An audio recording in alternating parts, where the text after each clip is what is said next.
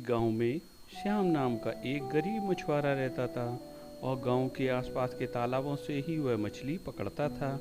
कभी किसी दिन उसे मछली मिलती और कभी किसी दिन उसे मछली नहीं मिलती, लेकिन वह बहुत ही बड़ा नेक इंसान था और उसका भगवान के ऊपर बहुत विश्वास था।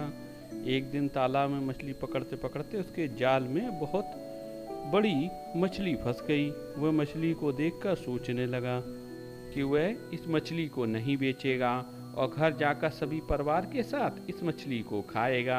इतना सोचकर वह अपने घर की तरफ चल दिया तो रास्ते में उसे पप्पू अटेला नाम का गांव का एक गुंडा मिला और उस गुंडे ने श्याम से वह मछली छीन ली।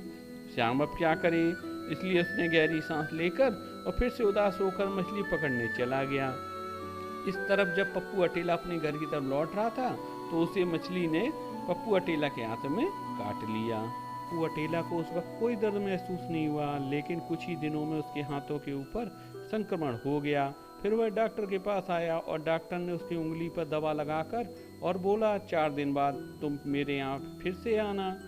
4 दिन बाद जब वह फिर से डॉक्टर के यहाँ पास आया तो फिर डॉक्टर ने पट्टी हटाकर देखा कि वह संक्रमण और फैल गया। फिर डॉक्टर ने उसे पप्पू अटेला से कहा कि तुम्हारी उंगली काटनी पड़ेगी, अगर ऐसा नहीं किया तो बाद में तुम्हारा हाथ काटना पड़ेगा। पप्पू अटेला ने डॉक्टर का कहना माना और डॉक्टर ने उसकी वह उंगली काट दी और पट्टी लगा दी। इसके बाद पप्पू अटेला फिर 4 दिन बाद डॉक्टर के पास गया।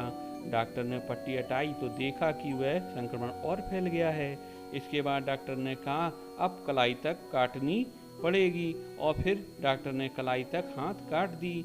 डॉक्टर ने फिर से 4 दिन बाद आने की सलाह दी, लेकिन संक्रमण रुकने का नाम नहीं ले रहा था। तो डॉक्टर ने पप्पू अटेला का पूरा हाथ काट दिया, पर संक्रमण रुकने का नाम नहीं ले रहा था। फिर पप्पू ने सोचा कि अगर ऐसा ही चलता रहा तो अब मुझे मेरा शरीर काटना पड़ेगा। हार थक कर पप्पू एक साधु बाबा के पास पहुंचा, जहां उसने सारी बात बताई। तो यह सुनकर साधु बाबा ने पप्पू से पूछा, क्या तुमने किसी के साथ कभी कोई बुरा काम किया? तो पप्पू ने कहा, मैं एक गरीब मछुआरे से उसकी मछली छीन ली थी। यह सुनकर बाबा ने बोला, ये तुमने अत्यंत गलत काम किया और तुम जहाँ कहीं उस आदमी को ढूंढ कर निकालो और उससे माफ़ी मांगो, वही तुम्हें इस पीड़ा से मुक्ति दे सकता है।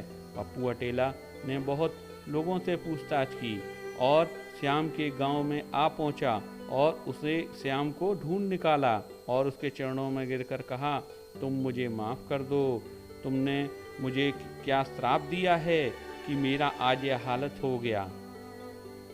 यह सुनकर श्याम ने कहा, मैंने तुम्हें कोई श्राप नहीं दिया और मैं तो बस भगवान से कहा कि भगवान इस आदमी ने मुझे अपनी शक्ति दिखाई तो तुम इस आदमी को तुम्हारी शक्ति दिखा दो।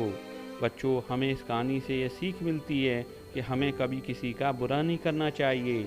यदि हम लोग किसी का बुरा करते हैं तो भगवान हमें उसका दंड अवश्य देते हैं।